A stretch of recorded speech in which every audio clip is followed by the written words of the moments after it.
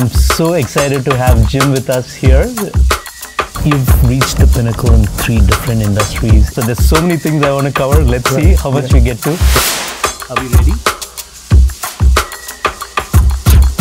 Action! Hello listeners, welcome to SeedToScale Specials. 2023 is particularly momentous to Accel as we complete 40 years as a global fund and 15 years here in India. As we celebrate this milestone, we hope to share insights from the firm's shared history with you in this 2-part podcast series.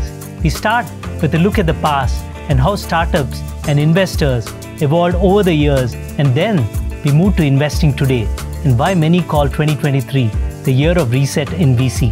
Finally, we look to the future for timeless lessons the next generation of investors must carry forward. For our first episode, I have the privilege of speaking to Accel's co-founder, Jim Swartz, during his visit to India.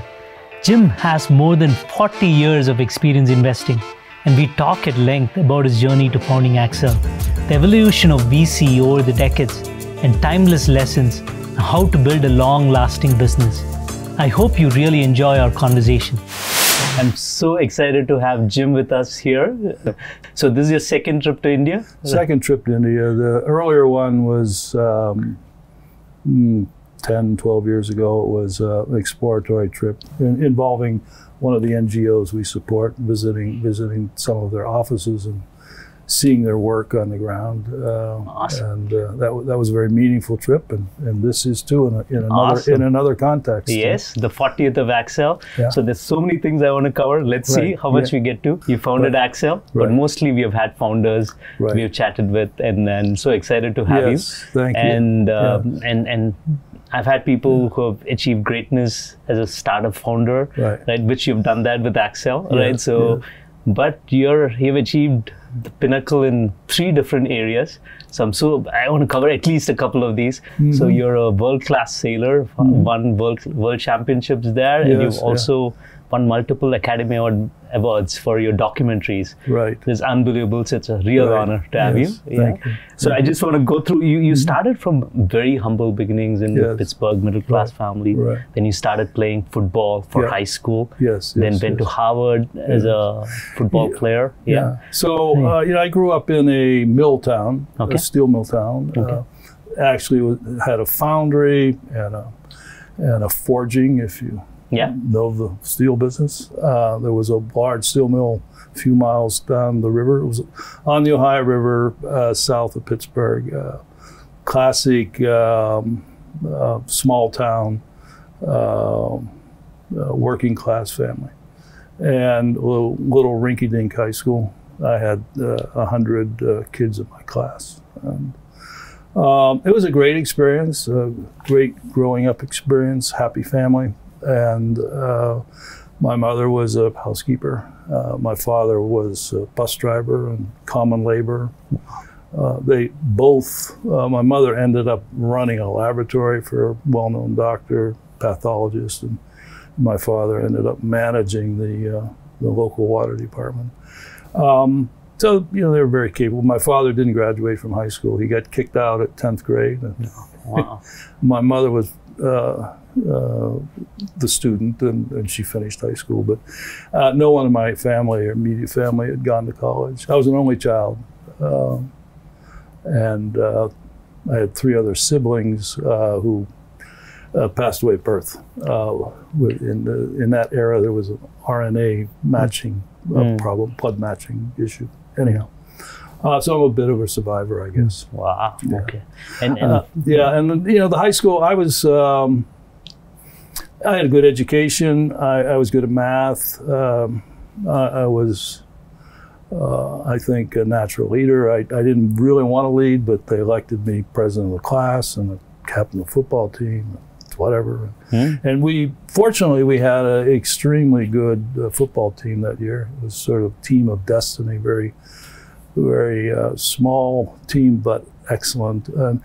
If you anybody who's a student of America understands Friday Night Football. And Friday Night Football, there's been movies about it and TV series. And small towns, Friday night football, the whole town, everything, life revolves around that. And that's the environment I grew up in, Friday night football. And it was everything. Awesome.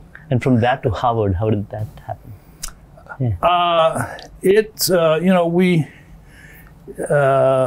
People are very important in your life. Many of us are fortunate to have people intersect us or come into our lives at very important junctures in our life and influences. And where they come from, who knows? But they show up. And I was a good football player. America has a system of recruiting for football. We had 80 different colleges come visit us in this little high school. So I was being wined and dined by big football powers. But there was a man, an individual named Colonel Gallup, a retired military colonel. And he'd gone to Harvard. And the Harvard system in those days was individuals did the recruiting. There was no professional recruiting. It was just alumni who took an active interest. He came to the high school, asked if there were any athletes that could possibly get through Harvard. Several of us get sent down, and he took an interest in me and made a difference in my life. And sort of worked with me over a period of months, because in that era, the Ivy Leagues were not known at all. It was, and certainly not known in my high school and my circles. So I ended up being, the first ever from my whole area to go to an Ivy League school. And, I don't know how I made that decision, but I did.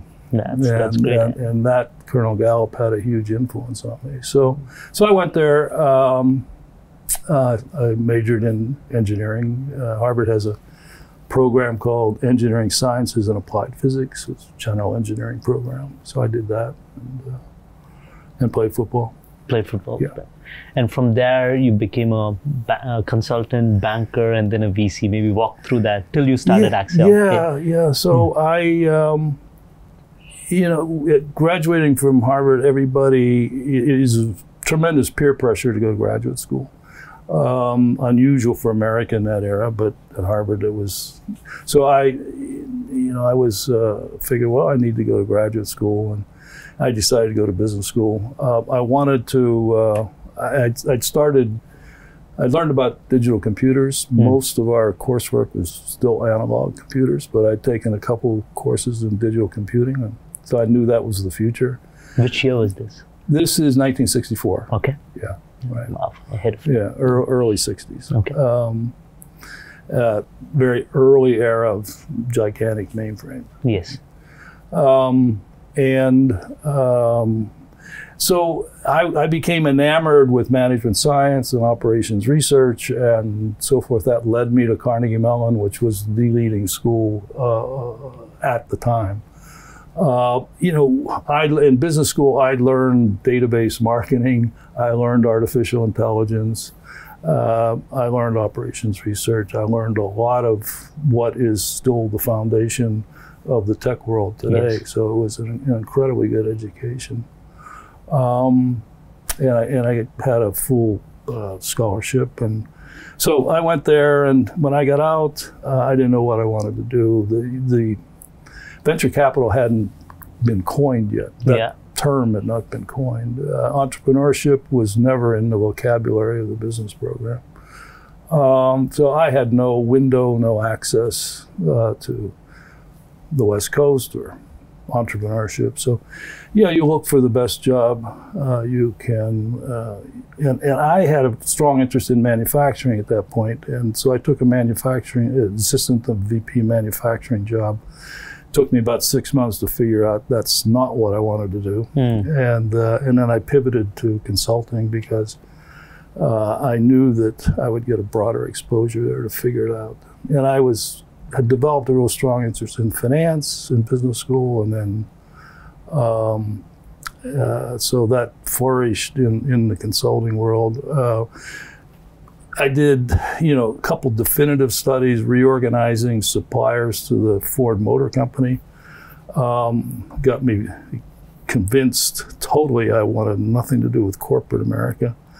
And at the same time, I did a small company study. And then again, another person came into my life socially, who was one of the very early venture capitalists, a fellow named Mort Collins, Data Science Ventures. He started the first tech-based venture capital firm in America, in Princeton, New Jersey, where I was living, and we became social friends. He opened my eyes to that whole world. And I thought, I was pretty good at consulting. Venture capital is a lot like consulting, except you get paid a lot more if your recommendations get adopted, right? And so this is something I'd like to do. He helped me get a job on Wall Street, a small investment bank that was doing tech IPOs and LBOs and all that in the 60s. A firm called Laird. Did that for a few years, and then I got the opportunity to go up to Citicorp and be manage a part of that business. In that era, there were 4 big banks: Citicorp, Morgan Guaranty, which is the predecessor to J.P. Morgan, First of Chicago, and Bank of America. They all had large venture capital groups, which were the primary source of capital for the other small venture firms and entrepreneurs. So we saw everything that moved. It was a great formative experience. Did that for 5 years. And then started a new venture firm with a prominent individual investor named Fred Adler. And then Arthur joined us, and that became Adler and Company. We did that for 5 years, had great success, built an incredibly successful firm in the era. And then we just were having difficulties, and so Arthur and I decided to start Accel. Awesome. Yeah. This was a decade into, or 10 years into your VC? 12 years in, into 12 VC. Years or so into it, yeah. And what was the initial vision for starting Accel? And we were very convinced that the industry needed a specialized firm. And believe it or not, in that era, there was no specialization even in tech. Venture people did everything. They did real estate, they did oil and gas, they did all sorts of businesses. At Citicorp, we started Federal Express, so there's all sorts of businesses. And we became convinced, we could see, I could certainly see the communications area, and Arthur could see software. In that area, software was still not an attractive investment area. The conventional wisdom was, you don't invest in software because the assets leave every day and go home. And you need assets to invest. Physical assets, right? No, that was the mentality. So believe it or not, data communications, telecommunications, and software were very niche kind of opportunities in the total spectrum. And so we decided to concentrate in those 2 areas. And that was the foundation of Accel. Got it. Okay. So you said these areas in tech are going to be the future, and let's put something. We didn't, I don't think we were brave enough to predict they were going to be the future, but we knew they were good areas, and we knew that, and what we concluded very early on, which ultimately evolved into the prepared mind, is that we needed to be focused and disciplined and highly knowledgeable on a particular area. Segment, and we picked those 2 segments because that's what we knew. We'd done some work in that area. What are the 2 segments again at that time? Telecommunications, datacom, and software, which are basically the whole industry today, a large part of the industry. Right? We didn't do it because we predicted that. We weren't that smart, but we knew that they were fertile areas. Okay. You referred to prepared mind. Maybe talk a little bit about that. Was it at the inception itself? You said. I think the ideas, the concepts, the motivation was there at the beginning. We understood that to be successful, to be really successful, you needed to have a deep understanding of an industry. You couldn't just walk into a meeting and assume you're going to start making decisions about this industry that you know nothing about. Mm-hmm. So that was axiomatic in our thinking. And as time went on, 5 years, I don't know, or so, maybe longer into it, we started to think about how to build this, how to institutionalize it, if you will, and how to capture that thinking. And so we did a lot of think pieces and so forth on how to institutionalize that and build a process out of what we were doing. And so we built a lot of process elements around prepared mind. And so that became a branding, a conceptual catch point, if you will. Got it. To let us institutionalize and grow the firm.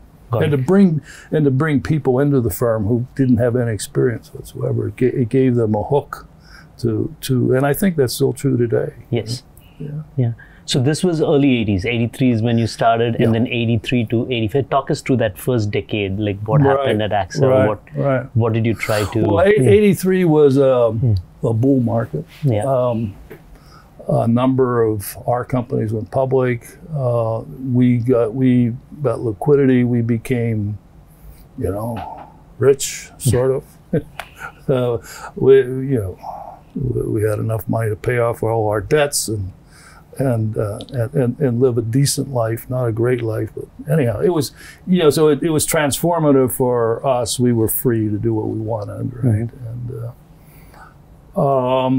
And I think that it was, and then when we raised the first fund, and the first fund was really two funds. It was a domestic fund and an international fund.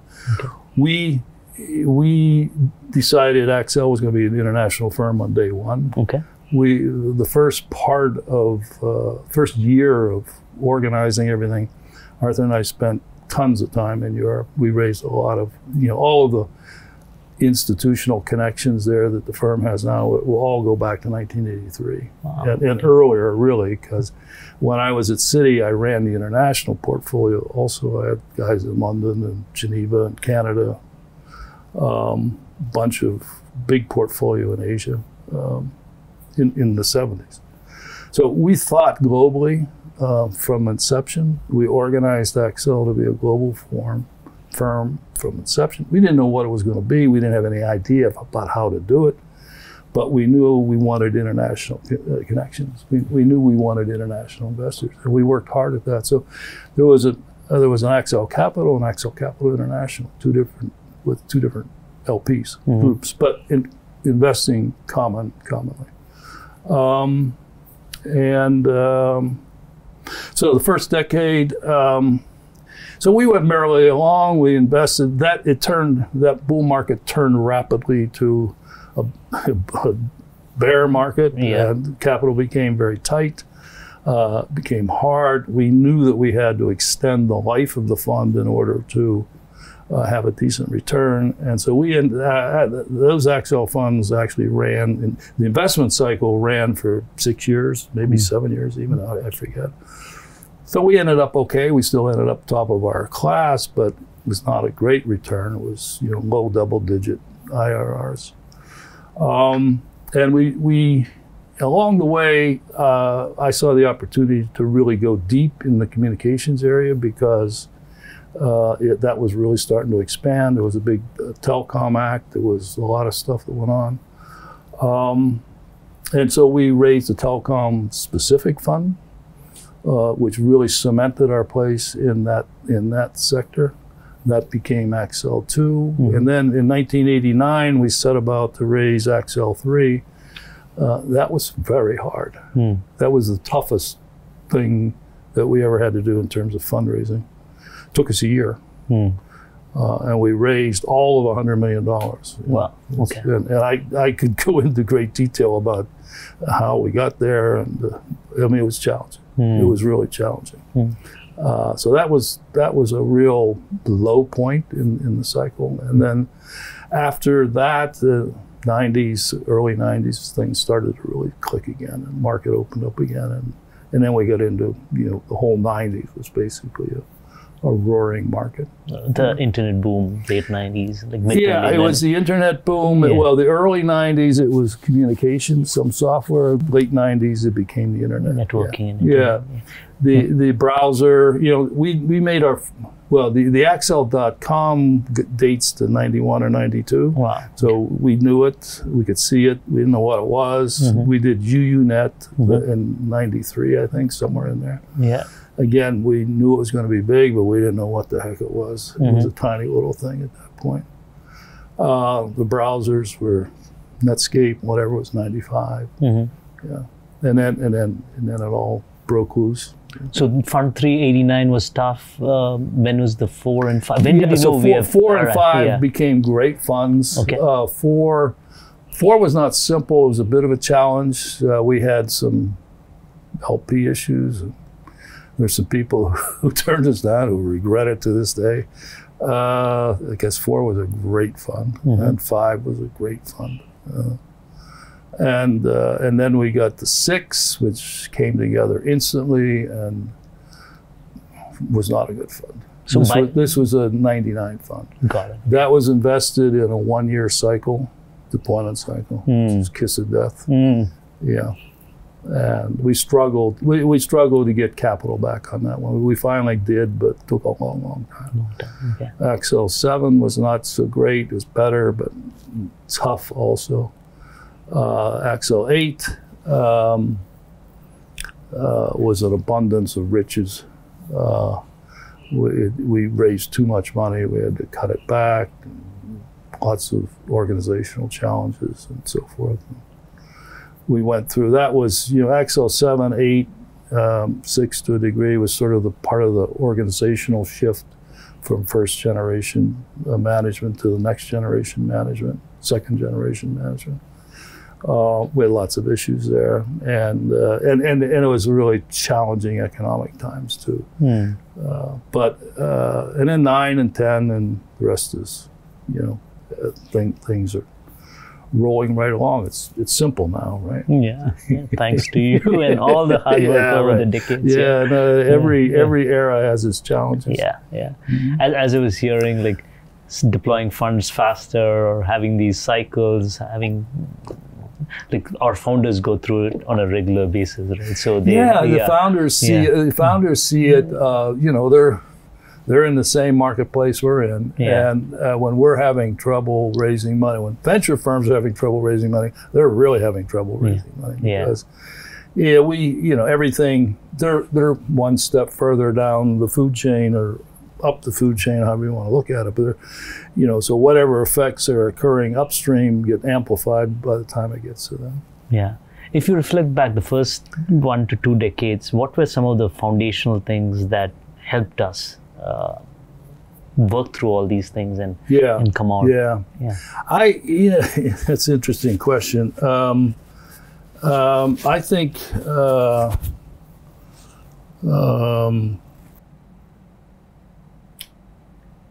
just being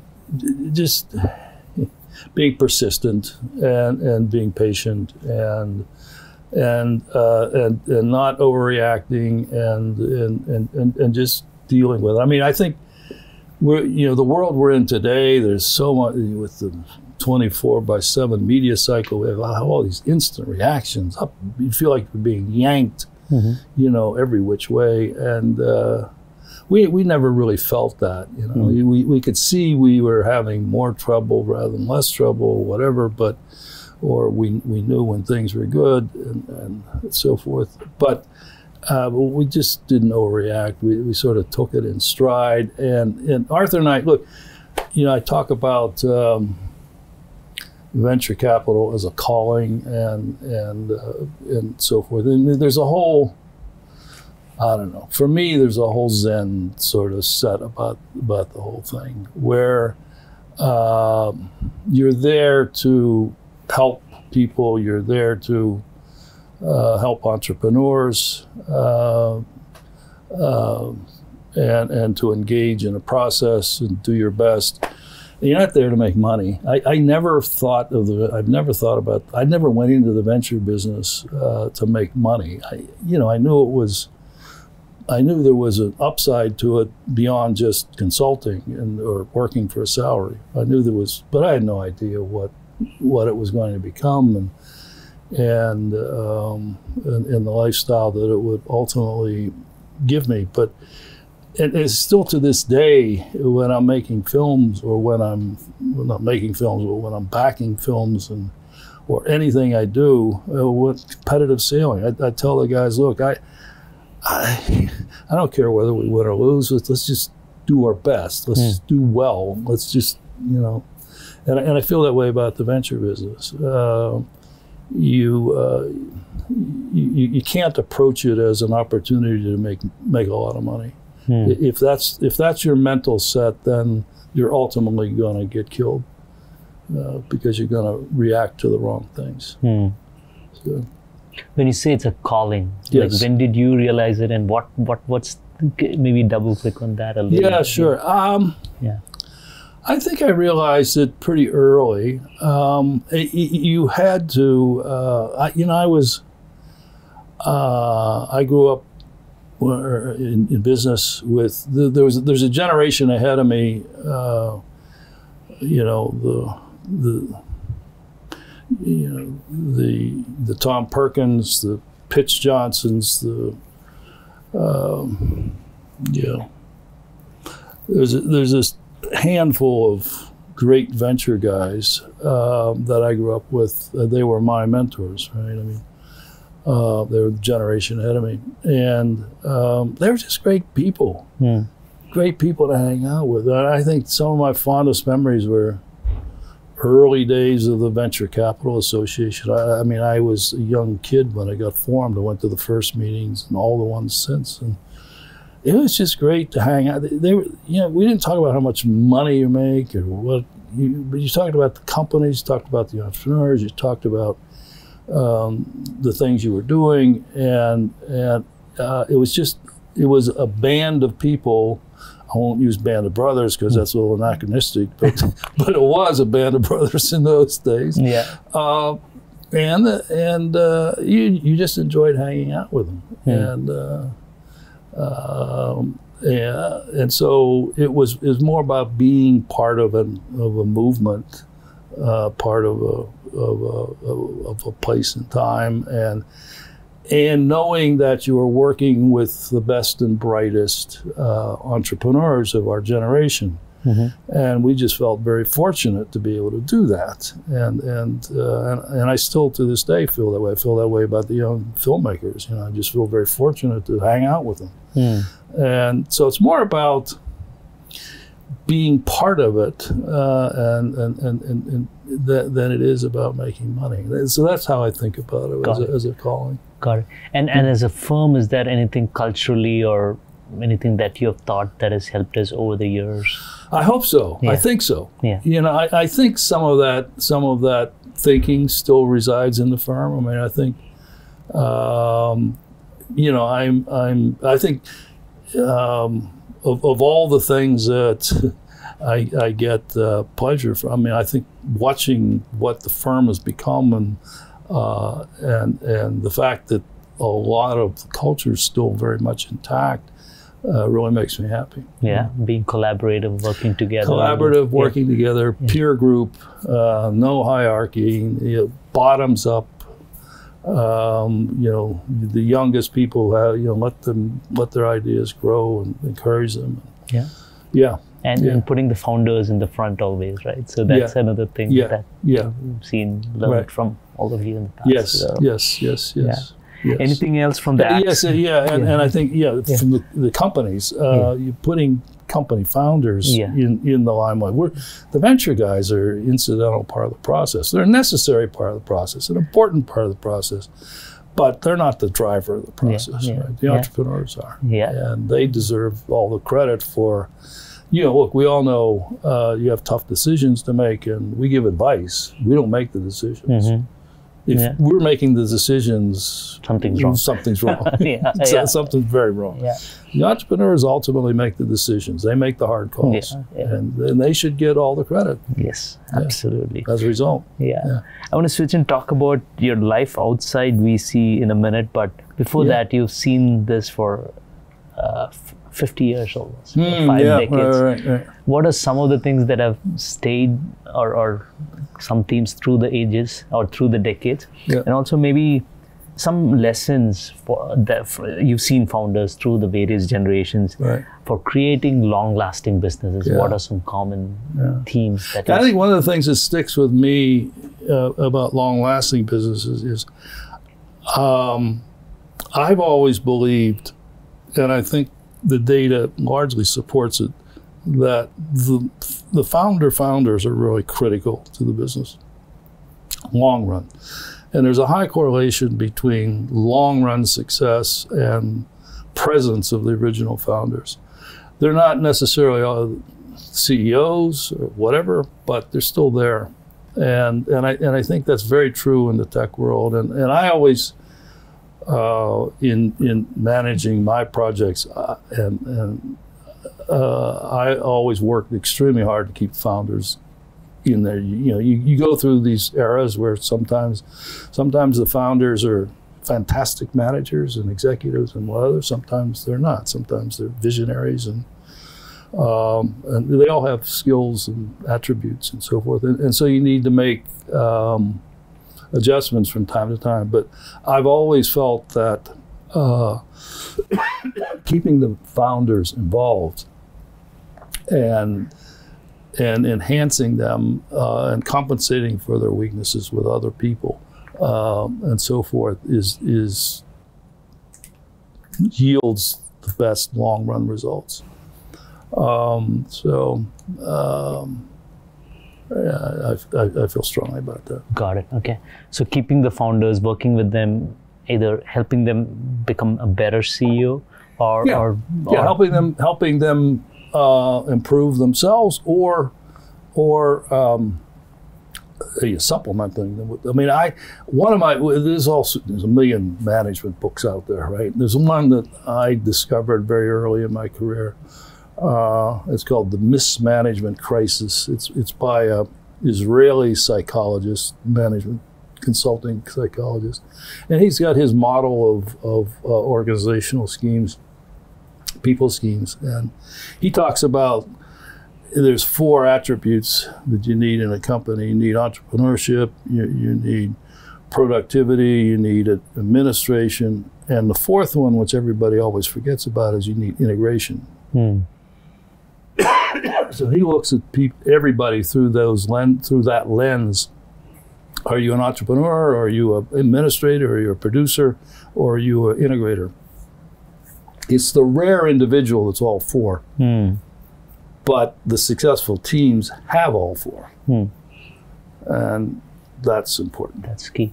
And then you've seen so many cycles. Any learnings from these cycles? The successful founders, what do they? You talked about persistence is one thing, but any other common? Well, I think the thing that's axiomatic and never going to change is there are cycles. There always will be cycles, and you can pray for a good one or not, but you have to be realistic about the hand you're dealt. So it's critical to recognize and be realistic. Be very, very intellectually honest about where you are in the cycle and what you need to do about it. So that has to do with, I mean, we saw it during the pandemic, where people just expanded like crazy. They just lost all. And then we had to have this massive contraction. I mean, people sort of lost sight where we were in the cycle and what was really happening. I mean, some guys got it right, but a lot of people didn't. And so you have to be very, very realistic about that and recognize where you are. Got it. Okay. So let's talk about. So you started a VC in late 30s, early 40s. Accel became a very a well-recognized, good brand, couple of decades in, and then you also started your like 2 other passion areas. You started spending time on. Just talk us through that and how you went about that. The reason I'm asking is there's many founders who go through this one run and then it's trying to figure out what's next, right? So it's what's next is something that all people go through, particularly, people who've been fortunate to be successful in their first career. Books written about it, there's courses about it. And I see guys, people wandering around trying to figure it out. That fortunately never really happened to me. It's just, I was always, I think life presents you with certain things and you need to recognize them and then act on them. And so I've been fortunate enough to have that happen to me. And it wasn't some top-down of the mountain insight, from wherever to go do this or that, just like it was with the same thing with venture. I sort of found my way into it. Sailing, I found my way into because a guy got me involved in some of the old boats, and I looked around. I said, "This is a lot of fun, and this is something I could take seriously." And so I went back to school, basic school, and learned and got involved with some people who really helped me, and assembled a team, and we built a winning team, a winning culture over a long. I know zero about sailing, so I'm going to ask some most likely dumb questions. So walk us through the basics of sailing, as in, is it crew, and then how big is the boat, and what's the kind of things? Well, there's all sorts of different sizes and so forth, but at the pinnacle, it's America's Cup, and then one level down from America's Cup. So those big boat sailing, and there's others along the way. There's the most competitive, successful class is something called TP52, which is 52-foot boat. Very, very competitive with all the world's best sailors. But it's about, sailing is a really interesting process where it's 1,000 things you need to attend to, and you got to get them all sort of right, and you got to pay a lot of attention to detail, and you have to have a team that does that. But most importantly, you have to have a team. And when you're sailing at that level with big boats, you have a team anywhere from 12, 14 people on a TP52 to 22 people, which is 72-foot max that I sail now, and you need to go through all the same things that you go through in a company of getting the right mix of people, the right mix of skill sets, because on a sailboat, sailing's boats at that level is a lot like a American football team where there's 11 positions and everybody has a very specific skill set, but they all need to do it well in order to make it work. You can't have a weak link there, right? You cannot have a weak link. And see, when you sail at that level, one mistake, maybe you can recover from it, maybe you can't. 2 mistakes, you're out. And how long is this event? They go various lengths. Some races are an hour, some are 2, some are 4, some are overnight, some are distance races, and they all have their unique challenges and skill sets and so forth. So it became. So what I realized is it was a lot like building any organization, and to be successful, I'll give you an example. We won the World Championship last year, and in Sardinia. It's held every year in Sardinia. And how many teams compete for this World Championship? Well, in the class that I'm in, we've got 8 or 10 boats, something like that, and they're all identical, virtually identical. And my competitors all decided. A bunch of our competitors started doing lots of crazy things, experimenting with technology, doing different things. And we had a meeting. I said, guys, I really don't want to go down that route. I just want to focus on teamwork, build a good team. And that's what won the day. Wow. So, okay. you know, all the fancy gadgets didn't work largely. Yeah, it's fun. Got it. And then talk a little bit about the documentary side. Yeah, so and again, documentaries as a pursuit, an activity, a hobby. It's not a business because it doesn't make money. You can tread water with money, but you can't really make money in the business, in the documentary world. Anyhow. Again, that's a calling. You're doing it to have an impact on the world, on a certain segment of the world. So we got involved with the Sundance Film very early on in the 80s, and documentaries weren't really a feature then. Documentaries started to happen in the late 90s as a real activity, and we were involved and got involved very, very closely with that group. Because what I learned was the documentary filmmakers are virtually carbon copies of the tech entrepreneurs.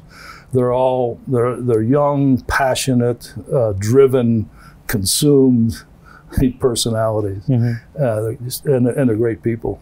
And I was just very attracted to that, and I saw what they were doing, what they were trying to do, and over time we got more involved with a group of them, and more of them, and then we decided we had some success with that, and we decided to try to institutionalize that in a way to do it successfully. And so rather than do a fund, I decided to create I took a chapter out of our venture world, and created an angel group, really. So it's a very strong, well-functioning angel group is the way Impact works. That's Impact Partners? That became Impact Partners, which we formed in 2007. Okay. So we've now made close to 150 films, and okay. Some of them with notable success, most of them pretty effective. And the approach we've taken is much like the venture world, where we add value. Obviously, with finance, we add value with marketing, with distribution, with the skill set. Once the film's produced, we're not involved with the content of the film. We have veto rights on distribution and business aspects of it, whatever. But the content in the film, whatever the filmmakers want to do, that's just same thing in the tech world. We don't build the product. The entrepreneur builds the product. Very similar. Yeah. So, and you get involved in all the ancillary. That's what producers do. They get involved in all of the. Producers are like active directors. They get involved in all of the business side of recruiting people, recruiting talent, making some key decisions about stuff, providing financing, distribution, marketing, aftermarket support, Oscar campaign support, all that stuff. Wow. And so that's very much like the venture business. Wow. Very, very, very similar. Yeah. And you've won multiple Oscars, and you've been involved with many movies. Yes. But for the audience listening, maybe any recommendations or where they should start the first few movies in the documentary world? I think it's again very much like the venture world. Don't just go out and do the random ones some friend brings you. Get involved with a group of people who are been at it a while and understand the business and understand what's good and what's not so good. And I mean, it's again very similar to the venture business. We at Impact we review 1,200 projects a year. We pick 5. Right? Sundance has 10,000 submissions. Those are the films that think they're worthy enough to submit to Sundance. There's multiples of 10,000 that are made every year. There's 10,000 every year. 150 gets selected. maybe 5 or 10 get bought, 5, 10, 20 get bought, and get ultimate distribution. So it's a very rarefied environment to, again, like there's only so many Googles and Facebooks and whatever, right? They don't grow on trees. They're very rare.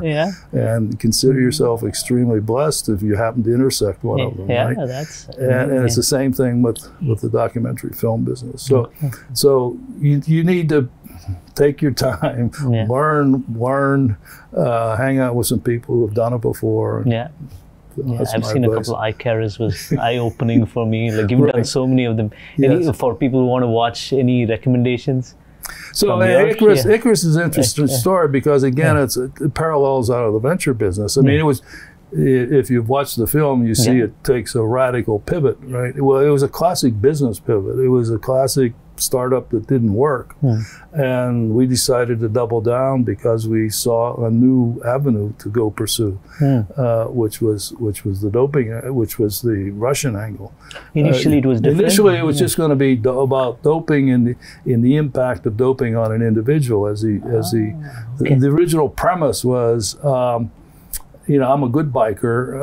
I'm going to go do this event. I'm going to train hard and do my very best at this event, and then I'm going to spend a year doping and do the event again and see what the delta is. That was the basic film premise, which didn't work for a variety of reasons.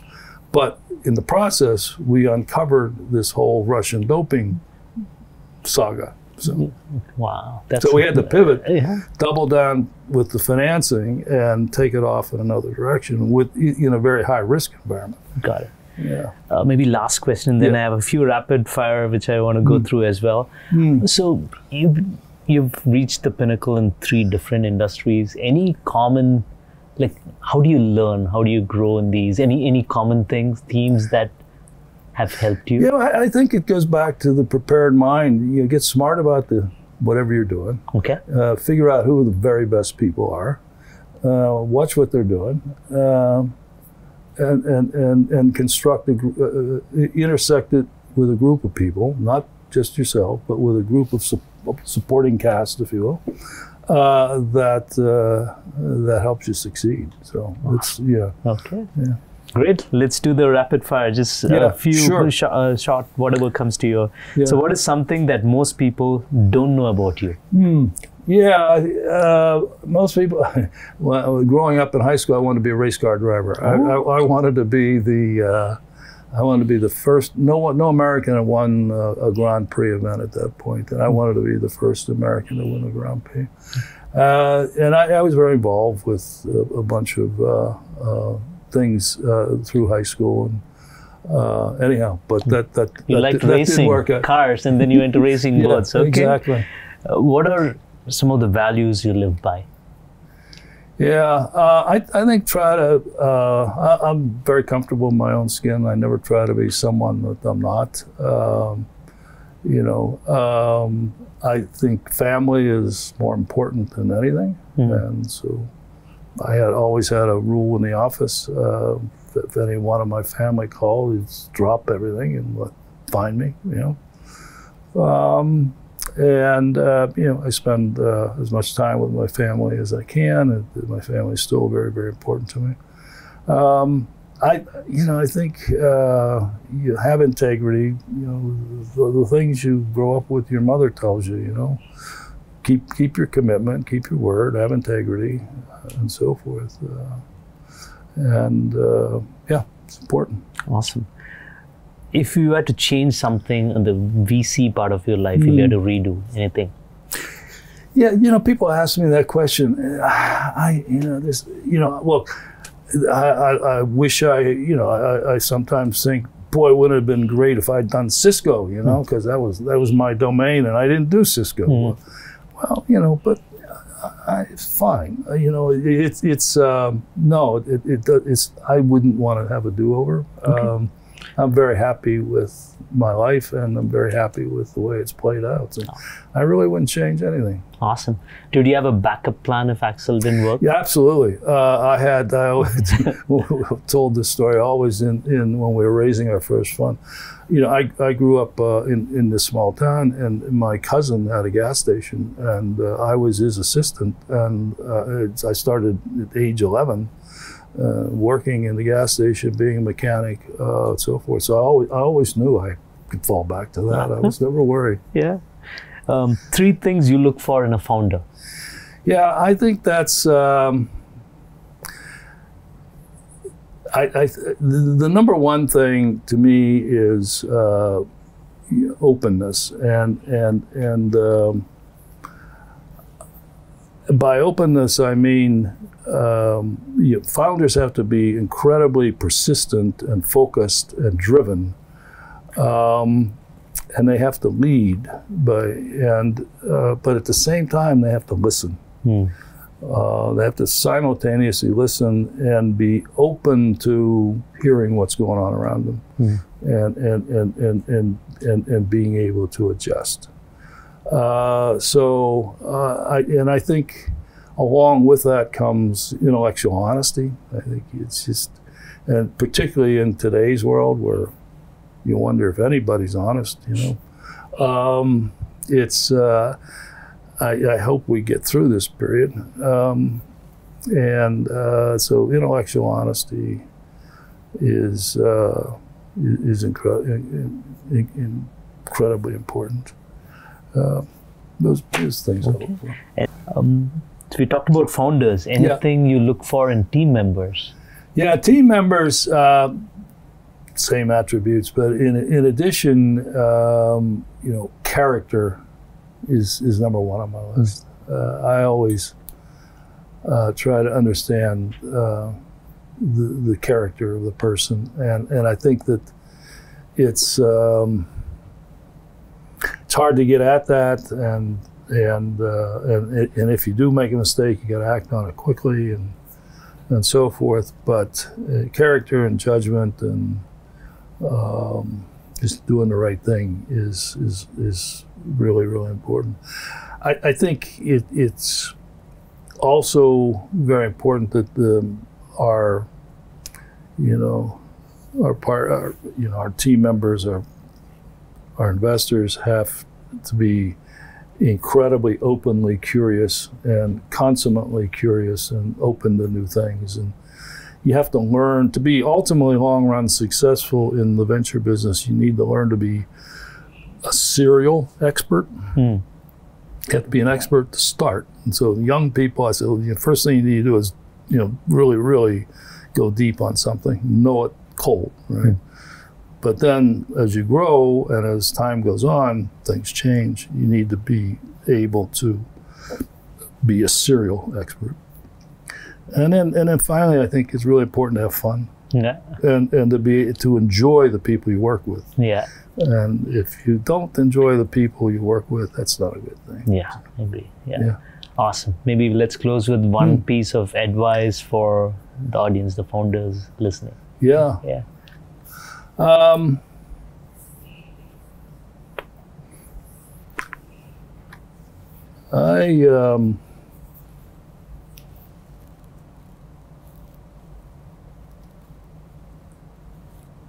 I come back to my thoughts on openness and listening and it's not necessary to be things, be all things to all people. Learn to